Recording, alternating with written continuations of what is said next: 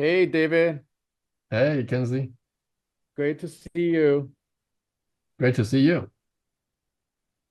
Awesome. So I cannot wait to get this started. So let's begin with some introduction here. Can you give us a little brief overview of yourself and also Babylon? Yeah, so I'm a researcher by training. Over the years, I've done research in multiple areas. I'm also a professor at Stanford. 2 years ago, we came up with this idea of creating new use cases for Bitcoin to provide security for the proof of stake ecosystem. So that's the birth of Babylon 2 years ago.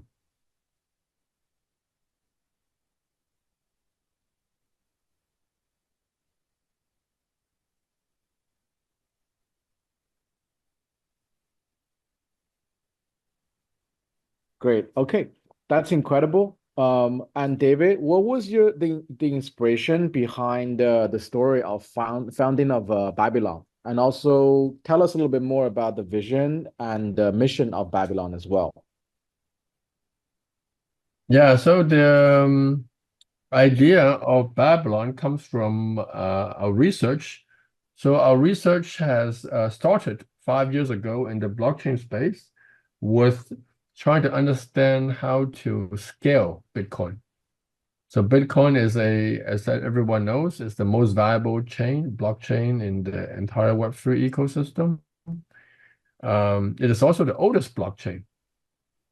Yep. Uh, And because of the long history of Bitcoin and also the huge mining power behind Bitcoin, it is also the most secure blockchain.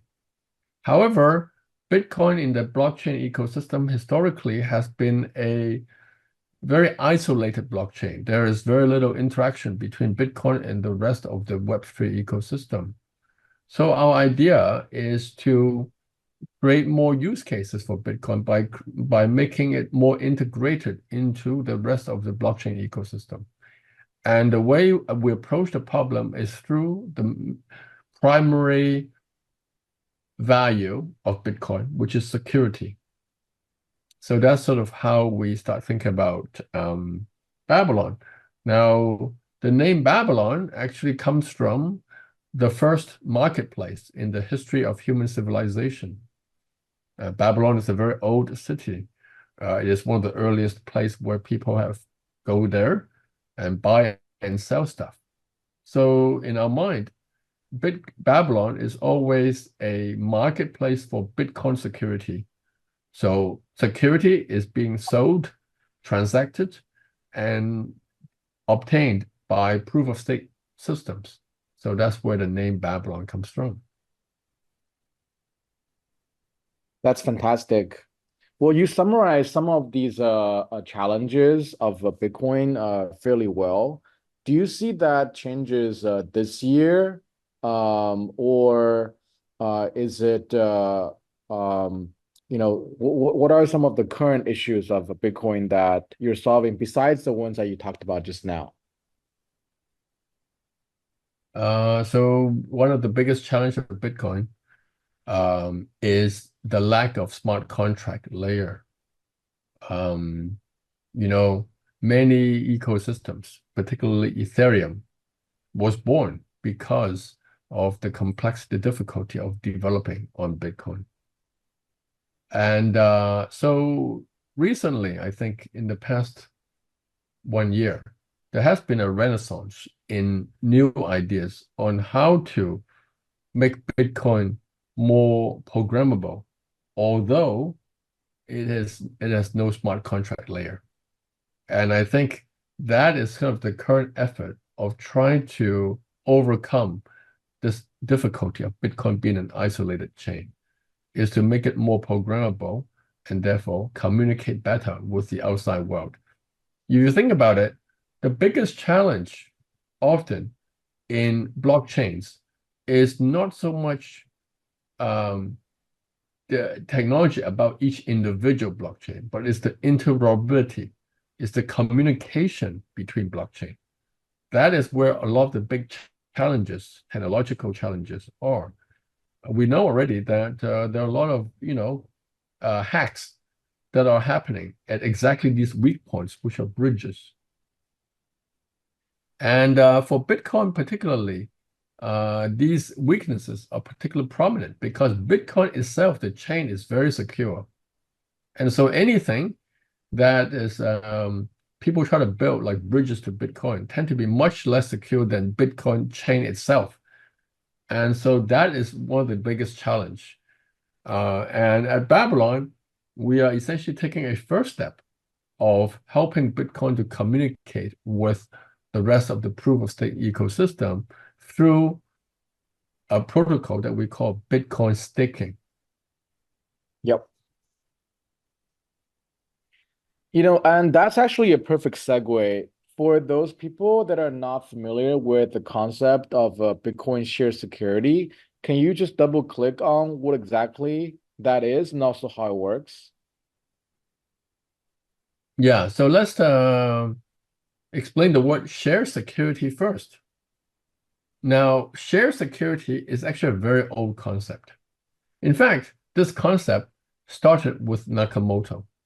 So in year 2010, about 1 year or 2 years after the birth of Bitcoin, Nakamoto came up with this idea that maybe people are interested in building more than Bitcoin, other blockchains, for example, other use cases. The question is, how do we bootstrap the security of a new blockchain? And he came up with a method called merge mining, where Bitcoin miners simultaneously mine and secure another blockchain. So this is the very first example of the concept of shared security, taking the security of an existing system and reusing it to secure a new system or another system in general. So this is a concept of shared security. So Bitcoin shared security is actually also a very old concept because, in fact, the concept of shared security started with Bitcoin.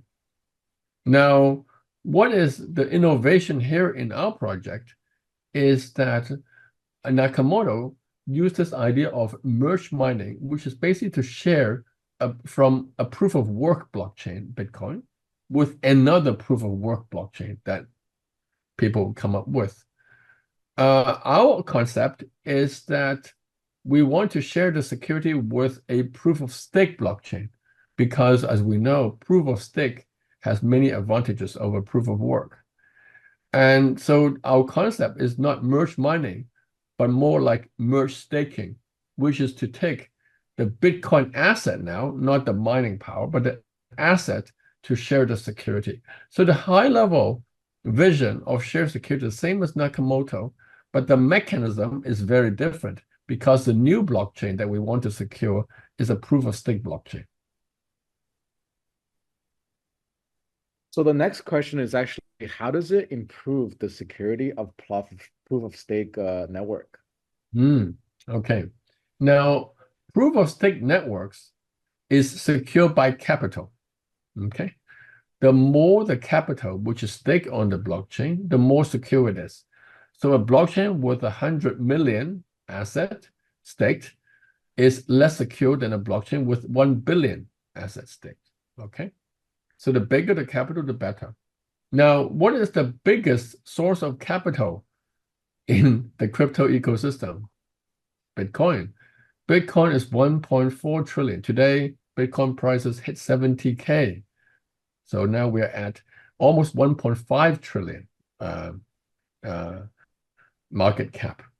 Think of any other blockchain, even the closest one, which is Ethereum, is 1/3 the size of Bitcoin. So it's just, in fact, Bitcoin is bigger than the sum of all the other blockchains combined in terms of asset value. So therefore, this Bitcoin asset can become very valuable as a source of shared security. Why? Because, as I mentioned earlier, security of a proof of stake chain is measured by the size of the asset.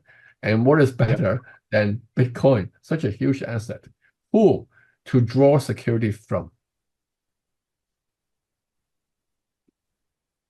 So let's switch gear a little bit.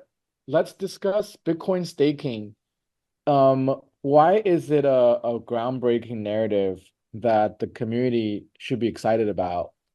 And also, what implication does does it mean for Bitcoin holders? Yeah. So to understand the significance of Bitcoin staking, we should review what happened to Ethereum first. Ethereum historically, originally, has been a proof of work chain. But 2 years earlier, there was a very important event, not only in Ethereum, but over the entire blockchain ecosystem, which is the merge. Ethereum became a proof of stake blockchain. When Ethereum became a proof of stake blockchain, something new happened, which is that Ethereum has suddenly a new use case, which is staking. There was no such use case before the merge, but after the merge, it became a new use case, staking. In fact, even a few months before the merge, this new use case already emerged because the merge is actually a phase-by-phase process. New use case. And now this new use case sprung a whole new industry called the staking industry. This industry did not really exist before the merge, at least not in Ethereum. And now this industry becomes very vibrant. Not only the staking, which is the basic primitive, on top of staking, there is liquid staking. On top of that, there is restaking. On top of restaking, there's liquid restaking. So you can see the whole portfolio of exciting DeFi development built on this one primitive of staking. Now, compared to that, Bitcoin, although it's 3 times the size of asset, does not have this primitive. Why? Because Bitcoin is proof of work. So Bitcoin does not have this staking primitive. And what we do, why we think our work is groundbreaking, is that we give this primitive to Bitcoin, not by changing Bitcoin from proof of work to proof of stake, but by allowing Bitcoin to secure any proof of stake systems that one wants to build, or any existing proof of stake system that one wants to augment with Bitcoin security. That's super exciting. Can't wait for that to happen. Actually, you did launch the big Babylon's Bitcoin staking testnet earlier this year. So what have you seen so far? Any findings or insights you can share with us? Yeah, so yes, we launched the testnet at end of February. And what we found is that there is actually a lot of interest in our protocol. To give you some data points, in the first 2 days, 100,000 staking has happened already. We know that because each of these stakers can claim an NFT. And so 100,000 NFTs were given out. In fact, our budget was 100,000 NFT. We thought it would take days or even weeks to give it out, but within 48 hours, it was all given out. So there's a lot of interest. And one thing we try to learn is why is there so much interest on our protocol? And one thing we found is that what happens here is that although there's 1.4 trillion Bitcoin, the vast majority of this Bitcoin is sitting idle in people's wallet, completely idle, nothing to do. You ask any Bitcoin holders, any Bitcoin whales particularly, you ask them, hey, what are you doing with your Bitcoin? Nothing, just sitting there. Now, the reason why it's sitting there is exactly the reason, which is, I mentioned earlier, which is one, there's not much DeFi activities, not much activities on Bitcoin chain. Two is that people are worried about bridging away to another chain because of all these problems with bridges. And so it just sits there. And so what we invented is a trustless protocol, which does not require bridging, but yet allows a form of staking to provide security and therefore earn potentially reward for the Bitcoin holder. And I think that's one reason why the protocol is pretty exciting to people. Yeah.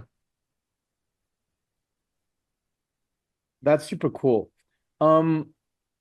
Do you feel that this narrative of Bitcoin maxis may potentially be reluctant to give Bitcoin? I mean, I think that's decimated by this 100,000 NFT and users, right, initially.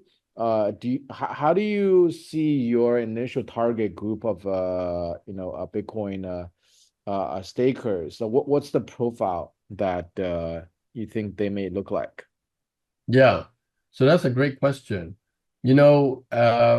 Oftentimes people have the image of sort of Bitcoin maxi, right? Bitcoin maxi, which are very OG, and they don't want people to do anything new with the Bitcoin, just HODL the Bitcoin and hopes it goes to the moon. Now, however, I think this view is kind of dispelled Hmm. in the past 1 year with many new projects now launching on Bitcoin.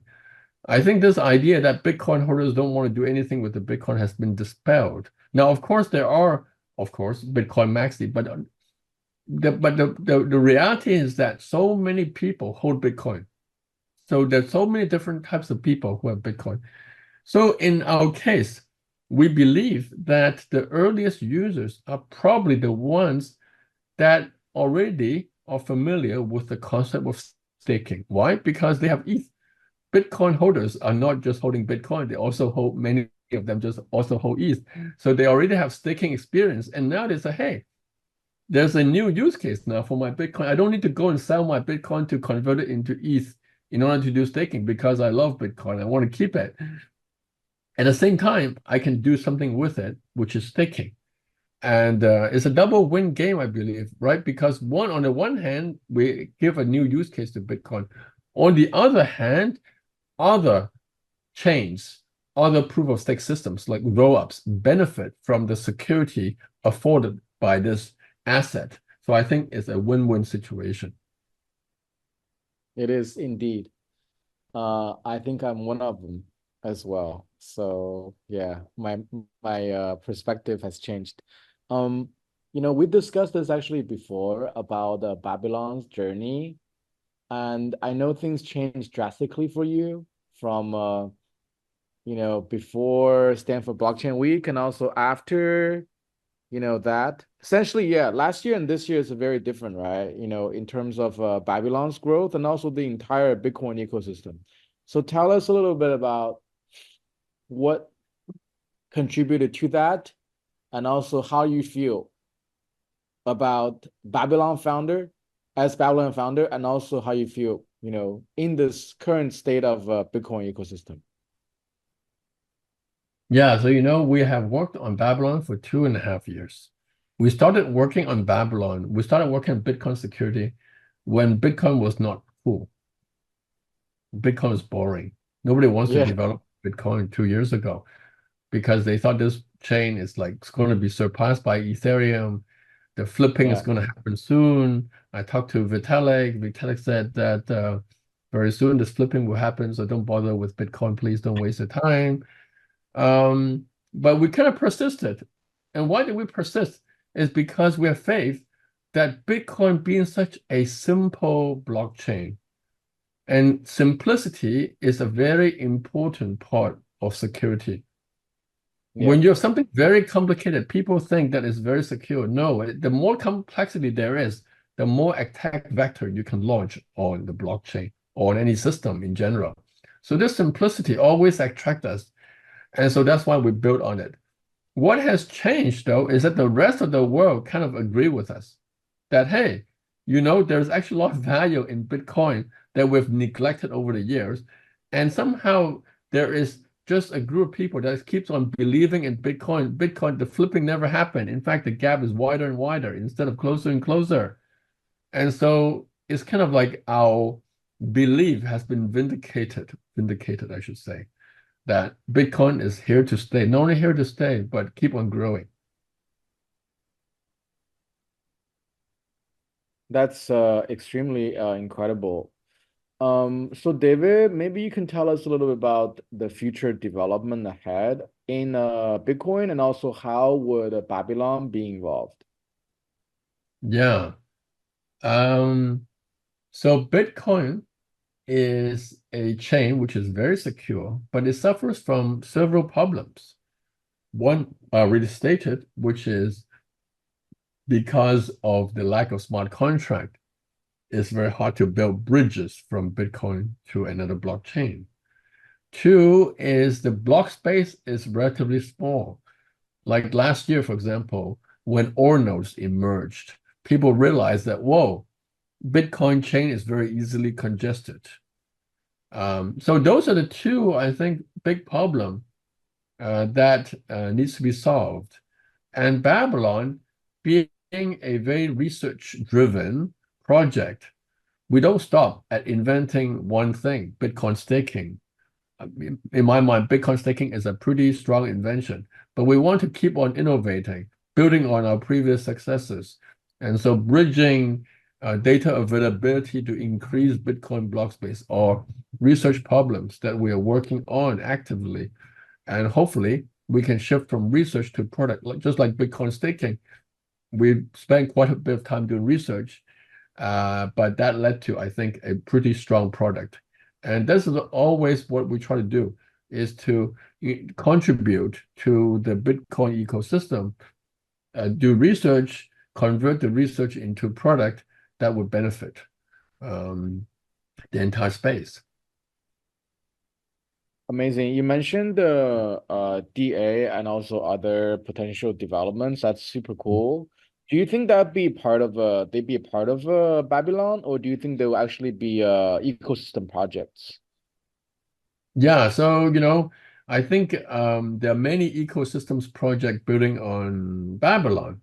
And oftentimes there are no single solution. So the health of an ecosystem is that there are often multiple projects working on related things. For example, there are now multiple liquid staking protocol building on top of Babylon. So very interesting, right? When people realize that essentially Babylon is giving Bitcoin the primitive of staking that Ethereum gave to ETH in the merge, then people realize that, hey, we can build liquid staking protocol just like Lido. That's the natural protocol to build on Babylon. And so there are multiple such protocols, each with different technology. And I think it's very healthy to have a diversity of efforts. And data availability was same thing. There are people building data availability, but we are also thinking about the problem. And we may have better ideas, or we may collaborate with existing data availability projects. We don't know. So I think that's the beauty of research, is that you don't know, there's some unforeseen developments. So yeah. Wonderful. So what are some exciting milestones coming up for the remainder of the Yeah. year?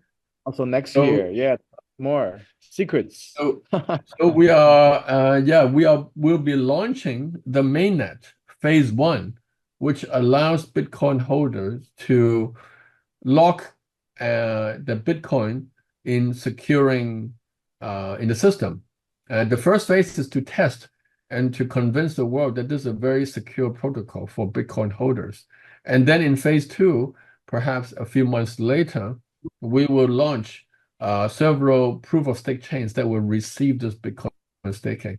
So this is a marketplace. So first we bring in the cars, so to speak, and then we bring in the passengers as well. Got Uber, it. Uber Yes, analogy, Uber I analogy. cannot wait for getting on the ride. That's super cool. Any closing message you want to shout out to the community? And also, what's the best way to learn about Babylon? Yeah, Babylon, you can go to our website, babylonchain.io, or you can follow us on Twitter, Babylon_chain. And so, yeah, shout out. Please participate in our testnet. So we have a second testnet coming up next week. Is it next week? Yes, next week. In preparation for the mainnet launch, which is in probably a month and a half now. So very important to have a wide range of community members to participate in our protocol. You can stake small amount, big amount, everything is good. Thank you so much, David. And it's always a pleasure to chat with you. Great to have you today. And thank you, SCB and also Bloomberg for your time. Thank you. Thank you very much. Okay.